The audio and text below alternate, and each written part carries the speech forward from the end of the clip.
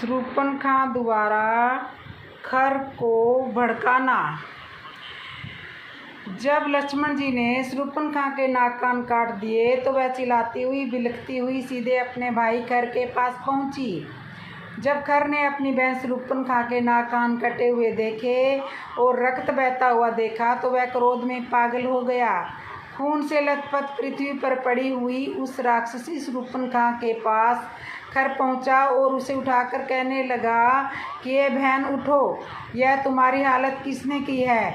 तुम मुझे बताओ, तुम्हें किसने कुरूप बनाया है? जिसने भी तुम पर इस तरह का आक्रमण करके तुम्हारे नाक कान काटे हैं, मुझे लगता है कि उसे अपनी मृत्यु से भय नहीं रहा। लगता है समय उस पर दुष्ट ने अपने गले में फंदा डाल लिया है। फिर राक्षसी खर थोड़ा भ्रमित होकर शूर्पणखा से पूछने लगा कि हे बहन, तुम तो समय ही इतनी शक्तिशाली हो, तुम तो दूसरे प्राणियों के लिए यमराज के समान हो, बल और पराक्रम से संपन्न हो, इच्छा अनुसार सभी स्थानों पर विचरण भी कर सकती हो, अपनी इच्छा अनुसार कोई भी रूप धारण करने में समर्थ हो। फिर भी उन सामान्य से तपस्वियों ने तुम्हारी यह दुर्दशा कैसे की?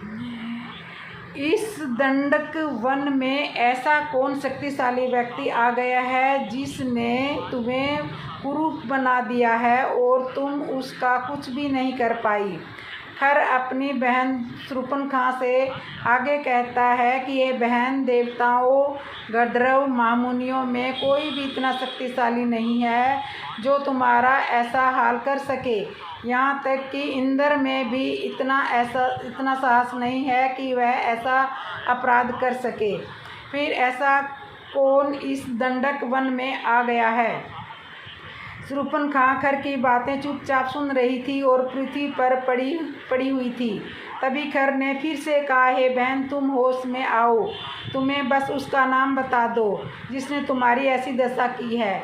अपने भाई खर की क्रोध से भरी हुई ऐसी बातें सुनते हुए शूर्पणखा नेत्रों में आंसू बहाती हुई कहने लगी कि हे मेरे शक्तिशाली भाई, वन में दो तपस्वी कुमार आए हुए हैं जो देखने में बहुत ही सुकुमार, रूपवान और महाबलवान लगते हैं। एक का नाम राम है और दूसरे का नाम लक्ष्मण है।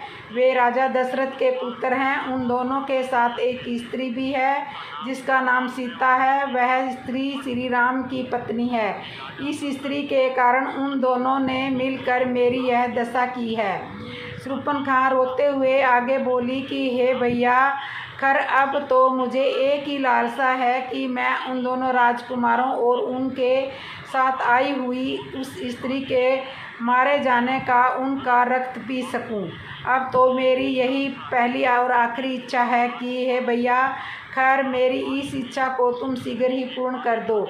शूर्पणखा के ऐसा कहने पर क्रोधित होते हुए राक्षस राज खर ने अत्यंत बलवान 14 राक्षसों को बुलाकर आदेश दिया कि हे शक्तिशाली योद्धाओं, तुम दंडक वन में शीघ्र ही मेरी बहन शूर्पणखा के साथ जाओ और वहां पर जाकर 2 राजकुमार और उनकी एक स्त्री के प्राण ले लो ताकि मेरी बहन शूर्पणखा उन वीरों का रक्त पी सके। खैर की आज्ञा पाकर शूर्पणखा के साथ वे 14 बड़े शक्तिशाली राक्षस दंडक वन की ओर चल दिए। वह नकटी बुच्ची शूर्पणखा उन 14 राक्षसों को लेकर सीधे पंचवटी पर पहुंची और दूर से ही श्री राम, लक्ष्मण और सीता की तरफ इशारा कर दिया कि यही वे तीनों हैं जिनका मैं आज रक्त पीऊँगी। उधर श्री राम भी शूर्पणखा के साथ आए हुए उन 14 राक्षसों को देखकर लक्ष्मण को इस प्रकार बोले कि हे लक्ष्मण, तुम सीता के साथ कुछ देर यहीं पर ठहरो। मैं राक्षसी के साथ आए हुए इन 14 राक्षसों को यमलोक भेजता हूँ। जब वे 14 राक्षस श्री राम के पास पहुँचे तो वे श्री राम से शूर्पणखा के नाक कान काटने का कारण पूछने लगे।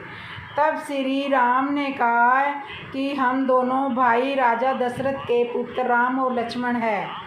मेरी पत्नी सीता साथ में है। इस दंडक वन में हम केवल फल फूल का ही आहार करते हैं, यहाँ पर निवास करते हैं, लेकिन तुम हमें क्यों मारना चाहते हो? और यदि तुम मुझसे युद्ध करना ही चाहते हो तो रुको, यहीं पर खड़े रहो, भाग मत जाना। मैं अभी तुम्हें यमलोक पहुंचा कर रहूँगा। और यदि तुम अपने प्राणों की रक्षा चाहते हो तो अभी भी समय है, यहाँ से भाग जाओ।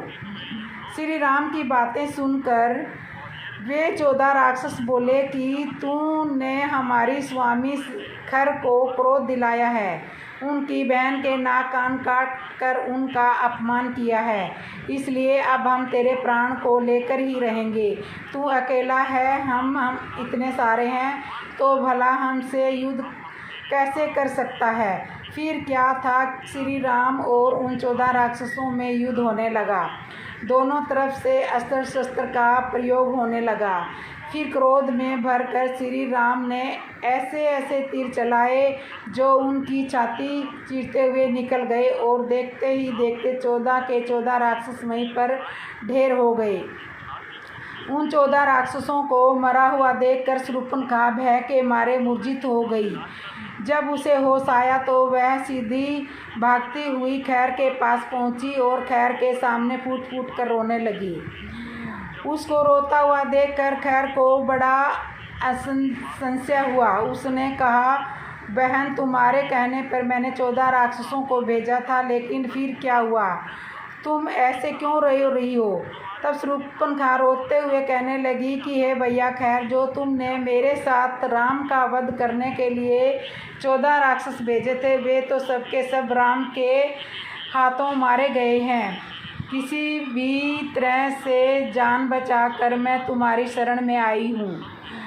उसके बाद वह खैर को भड़काती हुई कहने लगी कि हे भैया, मुझ पर और उन मरे हुए 14 राक्षसों पर तुम्हें दया आती हो तो यदि राम के साथ लोहा लेने के लिए तुम्हारे अंदर इतनी शक्ति हो तो उठो और उन राम और लक्ष्मण को मार डालो जो दंड करने में राक्षसों के लिए काल बनकर आए हैं। उसके बाद वह चीखती हुई बोली कि यदि तुम आज ही राम का वध नहीं कर पाए तो मैं तुम्हारी सौगंध खाकर कहती हूँ कि तुम्हारे सामने ही अपने प्राण त्याग दूंगी, क्योंकि मेरी लाज तो लूट चुकी है। अब मैं जी के क्या करूँगी? उन दोनों ने तुम्हारी बहन की जिस तरह से लाज लूटी है भैया खैर, यदि तुम अपने आप को सूरवीर मानते हो तो यदि वास्तव में तुम्हारे अंदर पराक्रम है तो उन दोनों को मार डालो, अन्यथा अपने कुल में कलंक लगाकर अपने परिवार के साथ यहाँ से भाग जाओ। कहीं ऐसे स्थान पर चले जाओ जहाँ तुम्हें कोई जानता ना हो। तुम देवताओं की, गंधर्वों की, ऋषि मुनियों की बात करते हो, ये तो राम लक्ष्मण मनुष्य है। यदि इन लोगों को मारने की तुम्हारे अंदर शक्ति नहीं है तो फिर तुम्हारे जैसे निर्बल और पराक्रम सैन्य राक्षस को यहाँ रहना ही नहीं चाहिए। इस तरह से वह राक्षसी शूर्पणखा खैर के सामने विलाप करती हुई फूट फूट कर रोते हुए मूर्छित सी होने लगी।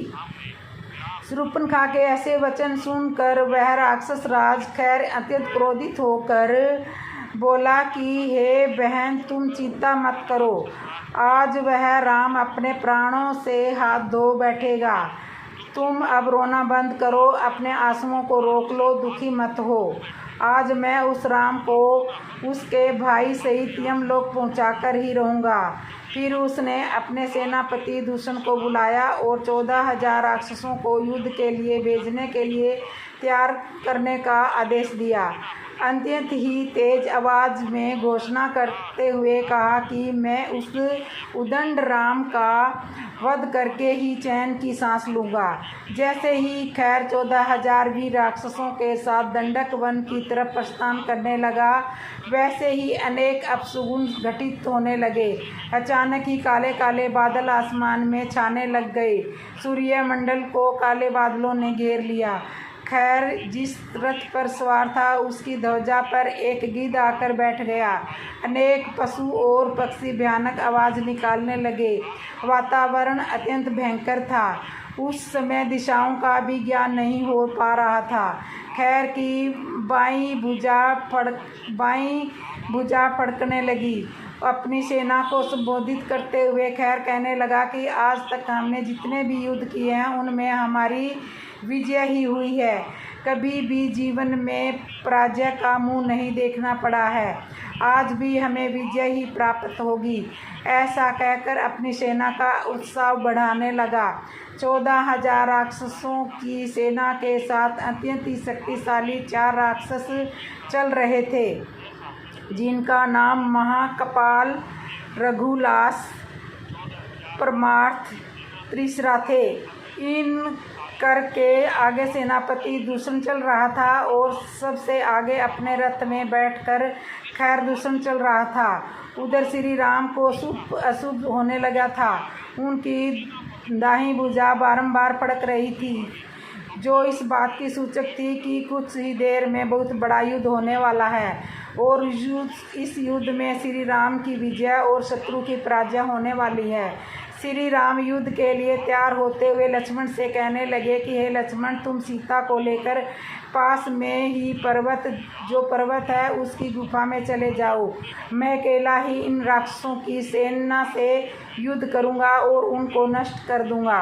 लेकिन लक्ष्मण जी को श्री राम के साथ युद्ध करना चाहते थे।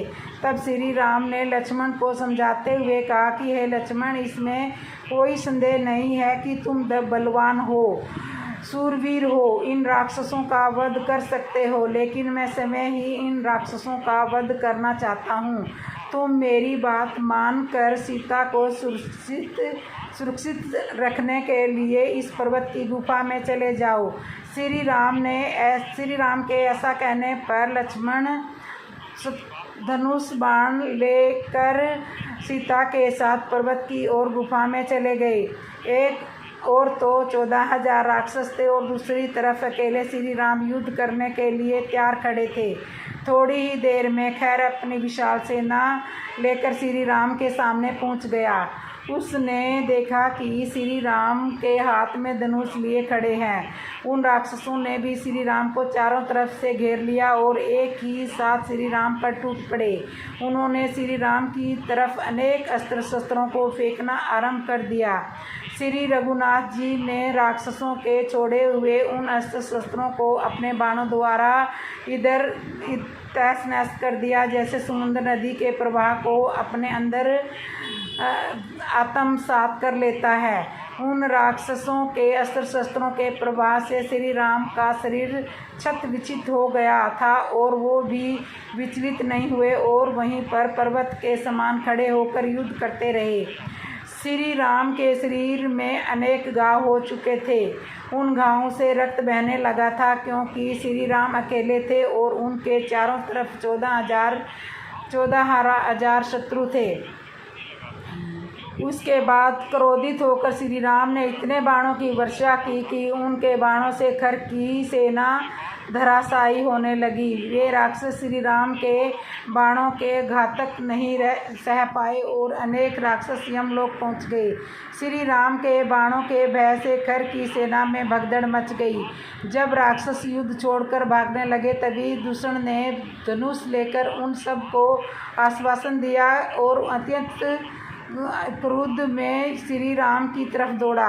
अपने सेनापति दूषण का साहस देखकर युद्ध छोड़कर भागते हुए राक्षस फिर से श्री राम को युद्ध करने के लिए आ पहुँचे। उन सभी राक्षसों के अस्त्र शस्त्र तो पहले से ही श्री राम ने नष्ट कर दिए थे, इसलिए अभी वृक्षों को और पत्थरों को श्री राम के ऊपर फेंक रहे थे। चारों तरफ से राक्षस सेना के घिरा हुआ देखकर श्री राम ने उन राक्षसों पर गर्दभ नाम का अस्त्र का प्रयोग किया। उसके बाद 10 दिशाओं में बहुत ही घातक बाणों की वर्षा करने लगे। इस प्रकार श्री राम के बाणों से घायल हुए राक्षस भूमि पर गिरते जा रहे थे और यमलोक पहुंचते जा रहे थे। देखते ही देखते सारे राक्षस धराशायी हो गए। जब खर ने यह देखा कि मेरी तो सेना बुरी तरह से मारी जा रही है, तब उसने अपने सेनापति दूषण को श्री राम से युद्ध करने के लिए भेजा। लेकिन श्री राम ने उस दूषण पर भी आक्रमण करते हुए 2 बाणों में ही उसकी दोनों भुजाएं काट डाली। दोनों भुजाएं काट डाली। तो इस प्रकार दूषण धराशायी हो गया। उसके बाद महाकपाल, शत्रुलकास, परमार्थी और त्रिशरा भी मारे गए। जब श्री राम ने 14,000 राक्षसों को काल के घाट में भेज दिया तो वह यह देखकर बहुत उदास हुआ और उसके बाद पूरी शक्ति से राम के ऊपर टूट पड़ा। लेकिन श्री राम को महर्षि गत्स्य ने जो द्वितीय वैष्णव धनुष और बाण दिए थे, उसी धनुष से खैर का भी अंत कर दिया। तो दोस्तों, इस तरह से हुआ खरदूषण का श्री राम के हाथों वध। शूर्पणखा द्वारा खैर को बहुत भड़काया गया था। शूर्पणखा के पुत्र का क्या नाम था और वह किसके हाथों मारा गया? शूर्पणखा के पुत्र की हत्या रंगनाथ रामायण के अरण्यकांड में ही मिलती है। यह कथा अन्यत्र कहीं नहीं मिलती। यहाँ तक कि श्री रामचरितमानस, वाल्मीकि रामायण या किसी अन्य ग्रंथ में भी इसका उल्लेख नहीं है। अब आगे बढ़ते हैं। रंगनाथ रामायण के अनुसार रावण ने जब शूर्पणखा के पति विदुत्तजय का वध कर दिया था, उस समय शूर्पणखा 6 महीने से गर्भवती थी। तब रावण ने दुखी शूर्पणखा को अपनी इच्छा अनुसार पति चुनकर उसके साथ शांतिपूर्वक जीवन व्यतीत करने की आज्ञा दी। शूर्पणखा ने लंका छोड़ दी और पंचवटी चली आई। कुछ समय बाद शूर्पणखा ने एक पुत्र को जन्म दिया जिसका नाम जम्बूमाली रखा। जब जम्बूमाली बड़ा हुआ तो उसने अपने पिता के बारे में शूर्पणखा से पूछा। शूर्पणखा ने अपने पति के वध का सारा वृत्तांत अपने पुत्र को सुना दिया। वह अत्यधिक क्रोधित हुआ और उसने रावण के वध का संकल्प कर लिया। अपने संकल्प को पूरा करने के लिए जम्बूमाली जप तप करने के लिए जंगल में चला गया। उसने सोचा कि ब्रह्मा जी तो वर देंगे नहीं और शिव जी रावण के इष्ट देव हैं, साथ ही विष्णु भगवान पता नहीं कब कितने समय में प्रसन्न हो। इसलिए उसने सोचा कि ये सभी देवता सूर्य देव में निवास करते हैं। उसने स्वयं सूर्य देव की आराधना करने का निश्चय किया और कठोर तप करने लगा। लंबे समय तक तपस्या करने के कारण उसके आसपास बांस के पेड़ों की झाड़ी बन गई। उसका शरीर बांस की झाड़ी से ढक गया।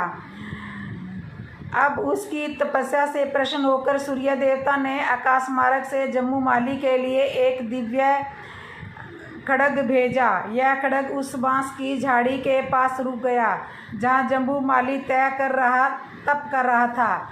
ठीक उसी समय घनघोर शब्द करता हुआ वह खड्ग अचानक हवा में लहराने लगा और जैसा ही हमने बताया कि वह खड्ग तप में लीन जम्बूमाली के पास जा कर के ठहर गया।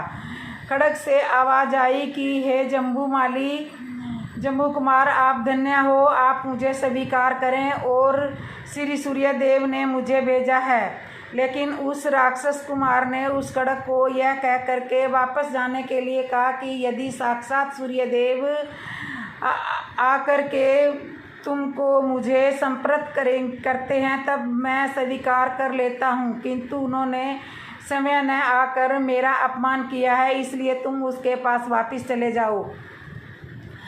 अब यह संयोग ही था कि उसी के आसपास पंचवटी में अपना वनवास काटते हुए भगवान राम सीता जी और लक्ष्मण जी के साथ रह रहे थे। अचानक एक दिन लक्ष्मण जी जंगल में लकड़ी काटने के लिए गए। ठीक उसी समय लक्ष्मण जी लकड़ियां बीनते हुए वहां पर पहुंचे जहां बांसों के झुरमुट के अंदर जम्बूमाली तप कर रहा था। इस घटना से अनजान उन्होंने जब दुर्लभ और चमचमाते खड्ग को अनायास ही हाथ में पकड़ लिया, फिर उन्होंने उसकी परीक्षा लेते हुए अचानक ही बांस से बने झुरमुट पर प्रहार कर दिया। तत्काल ही एक मुनि कुमार 2 टुकड़े होकर झटपटाता हुआ दिखाई दिया। अब तो लक्ष्मण जी भयभीत हो गए और विलाप करने लगे। उन्होंने कहा कि मैं दशरथ का पुत्र और श्री राम का लघु भ्राता ऐसा जंग कर्तव्य कैसे कर बैठा। मैंने तप करते हुए एक ब्राह्मण को मार दिया है। मुझे तो अब ब्रह्मा हत्या का पाप लगेगा। उन्होंने प्रभु श्री राम के पास चलकर अपना अपराध स्वीकार करने का निश्चय किया। वे श्री राम के पास पहुँचे और सारा वृत्तांत प्रभु को सुनाया। प्रभु भी चिंतित होकर कुछ सोचने लगे। तभी अचानक ही कुछ मुनियों का एक समूह वहाँ पर उपस्थित हो गया। उन्होंने श्री राम को बताया कि यह ब्राह्मण या मुनि कुमार नहीं है, अपितु राक्षस कुमार है, और अगर यह खड्ग खुद उसके हाथ में आ जाता तो यह सारी मानवता का विनाश कर देता। देववश जो हुआ है वह अच्छा ही हुआ है, और इस तरह से आपने मानवता की रक्षा की है। आप शोक त्याग दीजिए। हे राघव, आपके कुल के किसी भी व्यक्ति से भूल से भी किसी की अकारण हत्या नहीं हो सकती है। तो इस प्रकार शूर्पणखा के पुत्र की कथा थी। दक्षिण भारत की कंब रामायण में भी शूर्पणखा के पुत्र के विषय में कुछ ऐसी ही कथा मिलती है, तो उसका नाम शंभु कुमार मिलता है। तो दोस्तों, आज की वीडियो में शूर्पणखा के पुत्र का नाम मैंने बता दिया है और वो किसके हाथों मारा गया ये भी बता दिया है। आप वीडियो को शेयर करना और कमेंट में जय श्री राम ज़रूर लिखना, और जिसने मेरे चैनल को सब्सक्राइब नहीं किया सब्सक्राइब कर लो, लाइक कर लो, कमेंट कर लो, और बेल आइकन बटन तो ज़रूर दबा लो। जय श्री राम।